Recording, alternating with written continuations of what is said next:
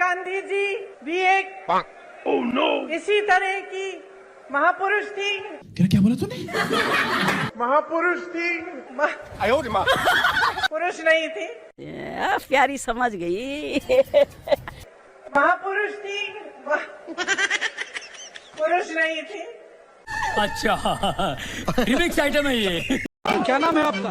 सद्दाम हुसैन। सद्दाम हुसैन तो यहाँ कर जाके कलमा पढ़ो उधर, यहाँ आके पढ़ो। मुख्यमंत्री चरणजीत सिंह चन्नी साहब सुबह गुरुद्वारे मत्था टेकने गए और अब मंदिर में आए, बात करने के लिए हमारे साथ मौजूद है। चन्नी साहब, कितने आश्वस्त हैं आप? अरे मैं बिल्कुल स्वस्थ हूँ।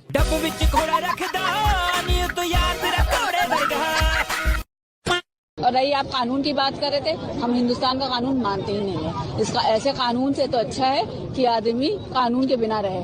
यहाँ का कानून बिल्कुल बकवास, हम बिल्कुल उसको डिनाई करते हैं। कहाँ से हैं? हम ये लखनऊ से हैं। संविधान को तो मानती होंगी ना? हाँ, संविधान को मानते। संविधान से ही कानून बनता है।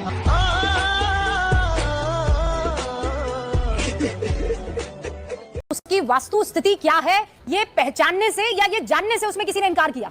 वो जो जगह है जिस हालत में अभी है वैसी रहेगी, मैं समझ सकती हूँ। ए और संभल वाले केस में sir, I have found it again, मतलब मैंने चेक किया है, संभल वाले केस में एएसआई के अंडर है वो जगह, तो ना वो मंदिर ना वो मस्जिद, आप समझ गए, और उस पर वो वर्शिप एक्ट लागू ही नहीं होता है। अब उसकी डिटेल में डाइव इन हम बाद में कर सकते हैं, लेकिन आप कह रहे हैं कि 1991 ने इसको फुल स्टॉप लगा दिया था। अब वकील साहब आएंगे, रिजवान अहमद साहब,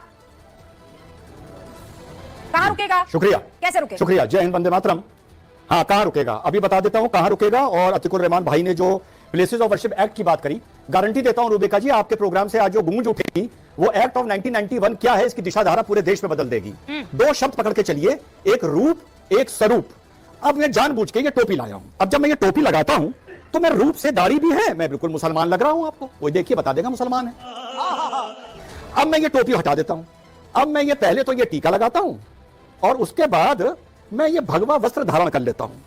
अब मेरा रूप क्या हो गया? मेरा रूप हो गया ब्राह्मण का रूप, बनारस का ब्राह्मण। कहने का मतलब यह है कि रूप बदले जा सकते हैं, स्वरूप नहीं बदला जा सकता। अब यह स्वरूप शब्द कहां से आया?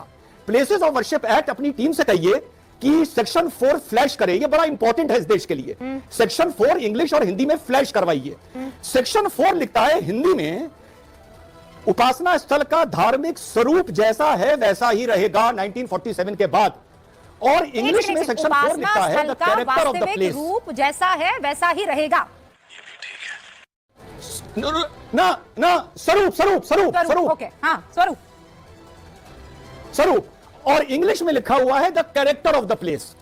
यहां पर कानून लिखने वाले ने आइडेंटिफिकेशन नहीं यूज किया और उन्होंने रूप शब्द का इस्तेमाल नहीं किया। अब जैसा मैंने बताया कि रूप तो मैंने अपना इतनी देर में बदल लिया, लीजिए मैं ब्राह्मण बन गया, और अगर मैं इसको हटा दूं और 2 मिनट के लिए तिलक साफ कर दूं तो मैं भैया सैयद रिजवान अहमद सैयद बन गया। गजब टोपीबाज आदमी। रूप बदलना तो इतनी देर की बात है। अब स्वरूप क्या चीज होती है? रूप वो होता है जो शक्ल से आप पहचान सकते हैं। स्वरूप होता है अंदर क्या है। श्री राम रूप से एक मनुष्य थे, लेकिन स्वरूप से एक अवतार थे। मोहम्मद सल्लल्लाहु अलैहि वसल्लम रूप से एक इंसान थे, लेकिन स्वरूप से एक पैगंबर थे। जीसस क्राइस्ट रूप से एक इंसान थे, लेकिन स्वरूप से द सन ऑफ गॉड थे। ये अपनी अपनी मानता है। आप ये कह रहे हैं, प्लेस, हाँ, सैयद रिजवान अहमद, आप ये कह रहे हैं हाँ, 91 में लिखा था कि जी स्वरूप जी जो असल में उसका रूप है, आप तो पूरा खेल ही बदल दिया इस लिहाज से। तो यस, एक सेकंड रूबिका, एक सेकंड। और अगर कोई ऐसी मस्जिद है जिसको तोड़ के मंदिर बनाया गया है, और कोई ऐसी मस्जिद है जो मंदिर तोड़ के बनाई गई है और उसमें उसके अवशेष मिलते हैं, तो रूप उसका मस्जिद का हो सकता है, लेकिन स्वरूप उसका मंदिर ही का कहलाएगा। तो ये जो एक्ट है ये कह रहा है कि तुम रूप पे ना जाओ, तुम स्वरूप पे जाओ, सर्वे कर लो। अगर पता चल जाए जो स्वरूप था वो मंदिर का था, तो वो जगह मंदिर है। रहमान साहब जी, हाय हाय, इतना सुकून। सैयद रिजवान अहमद साहब ने तो 91 वर्शिप एक्ट का पूरा रूप ही बदल दिया, उसके असल स्वरूप में पहुंचा दिया, अगर उनकी जुबान में कहूं तो। जी, बदल गया। 30 सेकंड्स। ये इंटरप्रिटेशन हो सकता है इनका। ओके, ये इंटरप्रिटेशन हो सकता है और कानून का इंटरप्रिटेशन रॉन्ग भी हो सकता है। अगर इनका सही इंटरप्रिटेशन है तो सुप्रीम कोर्ट में साबित होगा। हमारा ये मानना है कि अयोध्या के चलते, राम जन्मभूमि डिस्प्यूट के चलते सरकार की फिलॉसफी, सरकार का प्रिंसिपल, सरकार का जो उद्देश्य था वो ये था कि ये तमाम डिस्प्यूट मंदिर और मस्जिद को लेकर खत्म हो जाएं। और राम जन्मभूमि बाबरी मस्जिद के बाद में ये जड़ से उखड़ जाए और चैन की सांस लें इस देश के लोग और तरक्की की तरफ बढ़े, ना कि अपने आप को इन मामलों में उलझाएं कि ये मेरा धर्मस्थल है 20 और वो सेकंड्स उसका धर्मस्थल। तैयब रिजवान 20 सेकंड्स, फिर मुझे आगे बढ़ना है। दूसरा जवाब भी सुन लीजिए रूबिका जी। सेक्शन 2 में लिखा है no person can change the character, no person, और हिंदी में लिखा है व्यक्ति। अब अतीकुर रहमान साहब बताएं, क्या कोर्ट पर्सन है, क्या पार्लियामेंट पर्सन है? पर्सन का अर्थ क्या है? यह विवाद तब खत्म होगा अतीकुर रहमान जब आप एक जगह के स्वरूप पर जाएंगे, रूप से यह विवाद खत्म नहीं होगा।